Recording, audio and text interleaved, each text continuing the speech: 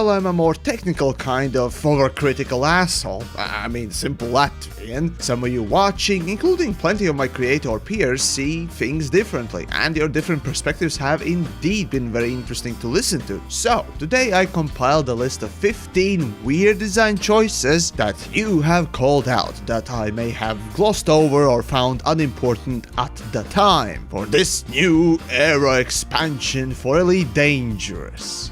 Let's be honest, this is more what an average player cares about than whether a game design loop 66 tells you to kill all the Jedi or simply grind something a bit more. However, I kinda lied. Well, we will start with number 0. Why are there no ship interiors? If nothing else, this is the most frequently asked question since Odyssey got announced. And well, the answer, hold on, let me pull it up. Look, chat, we understand some people may have wanted to have the full ship interiors, but I will go back to what we've already discussed. Everything done with Odyssey is purely based around longevity of gameplay and stuff like the sheer scale of these ships to sort of, it would be fun, in my opinion, and I'm happy to be at odds with different people in the chat, which I'm sure I will be. It would be fun to run up the steps the first 5, 6, 7 times, but then after you've done that 1,000 times, you're probably going to be a little bit more, I just need to get into my ship. And especially if you are leaving someplace in a hurry in a big ship, you probably wouldn't want to be spending 10 minutes running down the corridors as people are laying into your ship. So a lot of this stuff is done to enhance. See, the reason why people expected ship interiors and are asking for it is, well, basically because of this man. Another example that we've built into the structure of the game is ship interiors. Now, a lot of people have seen, you've seen that we're designing all the ships with the interiors in mind, how the cargo is unloaded, all of that sort of thing, how damage occurs. And that's because that another thing that we are doing, again down the line, is that you will be able to walk around inside your ship, you'll be able to get out of your ship, walk around inside space stations, other vehicles. Then during development and release of the game, one ship in particular was very extremely detailed, the Anaconda. No other ship had a damage model distortion when the hull gets impacted, nor does any other ship has such an obvious escape hatches. So something was already being developed back in the day, as Braben hinted. Then came multiple ships that had several props and modeling done inside the cockpits that were only visible through use of VR, much like the coffee machine that is barely visible normally for Crate 2, but very much like that Rubik's Cube thing in Crate Phantom that only is visible through VR, as well as that hidden Easter egg in Mamba. All 3 ships were basically the last ships that were added to the game before Odyssey came out. And then, let's not forget the biggest cock tease of all, a blatant hint in retrospect for upcoming expansion that was not yet announced back in the day, the Crate 2 trailer. All these little things kept on hinting a little bit about ship interiors. So if you're surprised for some reason why people ask this question, ask developers, why did you blue ball everyone till they exploded instead? Okay, well now on to the first weird design choice. Why can't you order drinks at the bar? Seriously, what is the point of specific bar and a bartender as character in literally every copy-pasted station with copy-pasted station interiors? Which leads us to weird choice number 2. If bartender can't give you drinks and such, then why is the bartender the one schmuck you can offload your heavy drugs, stolen tech, and 15 different kidneys from 12 different systems? Simply put, why is your bartender your illegal black market trader and not, well, a fucking bartender that may just happen to know a few shady contacts around the station, whom you can go to offload those things? Oh, because number 3 weird choice for Odyssey here is that every shady contact giving missions just stands around yelling about the illegal activities in the earshot of station security of how much you need something illegal being accomplished. Really? Why isn't bartender the one who points out that Han Solo at the shady table at the back of the bar that you can go talk to about some illegal jobs? Well, I guess that'd be too immersive of a gameplay, wouldn't it? Speaking of the bar area and stations, number 4 weird decision is quite funny. Frontier Developments has been so keen on promoting the social areas. But what social activities can we do here? Well, can we get a virtual drink with a friend? Oh, well, yeah, right, they don't sell them, so no. Maybe sit down with a friend? Yeah, sorry, no.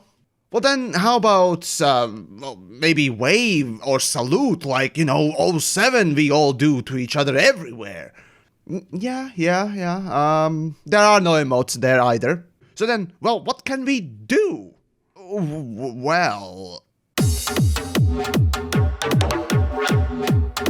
And...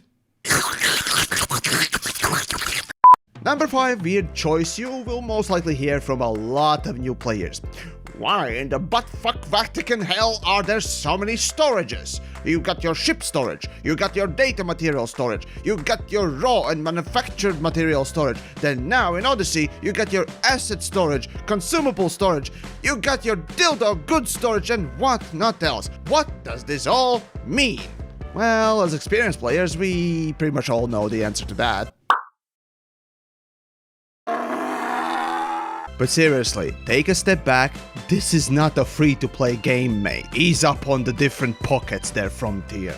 Speaking of new players, number 6 is coming from those who like astronomy, and considering Elite is attempting to basically recreate the whole galaxy with a lot of realism, I've heard a question that goes something like this.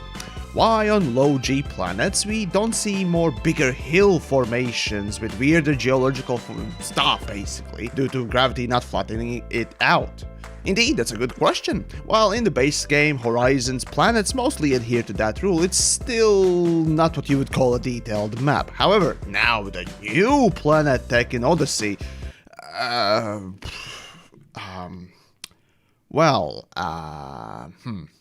yeah. And then, speaking of planets, number 7 weird design choice is in system map. Back in the day, we did not have Orrery map. Now we do. It's very crap and no one uses it because it's too janky, but here we go.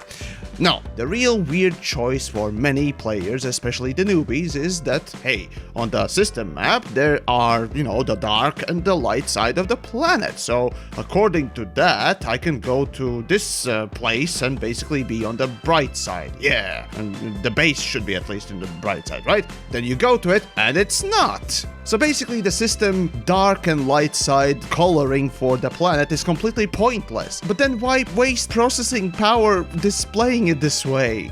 What's the point? I don't get it. Now returning to Bartenders for a second for number 8 weird choice. Now, some lore nerds like Drew Vagar, the author of Elite Canon books, and others keep mentioning that the famous Jacques, and yes, I will pronounce it as that particular thing, Jacques, whatever. That thing is the most famous bartender in Elite's lore. A robot, a cyborg, a domestic appliance? Well, regardless, a mechanical being. Yet, on his very own starbase, the spaceship thing in Colonia, the person at the bar is some random no-name human wanker. All I can say is, way to stay true to the lore, Frontier.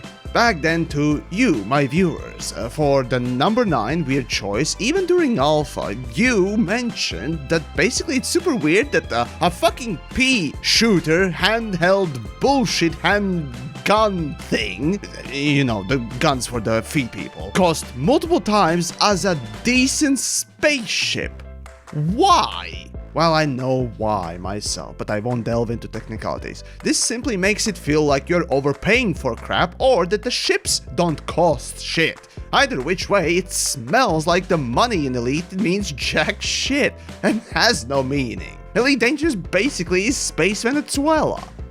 With number 10 we get the new player question again. See those locked containers? Well, if you have stolen or acquired highest clearance within the base, you can actually mark those things through terminals and they will show the key code both in the terminal and when you approach the locked container. When you are about to input the key code, the hint of the key code is gone. Then you back out to look up the key code again, but when you go back to inputting it, you have to start from the first digit. Also, why does keyboard users can't input the key code with the mouse? Or better yet, the key numbers? Actually, hold on. I have a clip from 2003 to show you how it's done. Seriously, it's not that hard to do!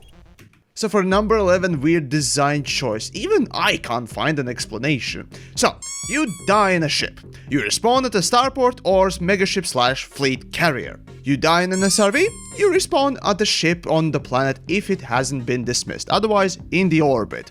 Okay, so good so far. You die on foot, you and your ship get teleported up in the orbit. What? You commit a crime in an SRV. Your ship gets the bounty, but death in an SRV only teleports you back to the ship, even when it's in orbit. However, if you commit a crime on foot, you alone get the bounty, and if your ship is not dead, you still get tossed in the prison ship, with your ship still on a planet's surface. Where the fuck is the logic in any of this? For the next one, I can just play a clip.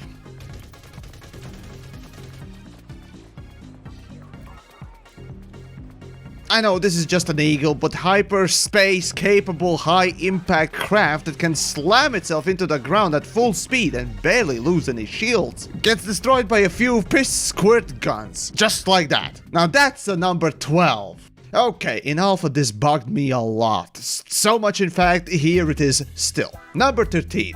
I'm in a planetary base. I want to leave for a stroll, say outside, or run with my buggy a little bit. What? What's that? Oh, you say that I need to go with my ship, undock, then land on the ground nearby, then get out of the ship or with my SRV, and then dismiss the ship to get the same effect that I should get in the first place from a starbase? Fun! What an inconveniently complicated design. I love it. Next then, second to last, the number 14 is weather. I mean, we go to the planet's surfaces, we see those plants, some of them even wiggle in the wind. But where is the wind? I'm not seeing any indication that there is wind in particles, in storms, or what else. And yes, I know it's a 0.1 atmosphere planet, but still, something other than just jiggling about with some plants that would indicate for actual atmosphere and particles flying about in this gaseous, very thin atmosphere, right? And the last question, perhaps the most important one for the whole expansion that was built upon the first steps on the surfaces of something. You know that Armstrong moment that I make so much fun of because developers abuse this unique moment in human history for a cheap and empty marketing term that needs to be mocked for the sheer hubris? Well, guess what? You can't even land on moon even today. Now, admittedly, it was weird when Horizons didn't allow us to go on the moon anyways, but with this expansion, one that drew so many comparisons to the moon landing and Neil Armstrong's famous words, they didn't have the courage or capability, or frankly anything, to let us land on this non-atmospheric, simple little rock near our own home. That would probably be one of the more magical moments in the game's history. So there you go, the 15, fine, well, 16 weird design choices made for Odyssey that I'd like an answer from developers, not you. What I want from you is to share your own weird design choices or ideas for it, lists down below. Or maybe just simply share this one and just weird out how an expansion that built itself as the Neil Armstrong landing reference galore not be capable of landing on moon. What the hell? But while you're down below, of course, do check out the Patreon if you want to support the channel and all the stuff that I do here, or maybe pick up some merch, like the 100,000 subscriber milestone celebration design shirt that I did, and I'm so really proud of. But for now, do take care and contemplate the Armstrong moment.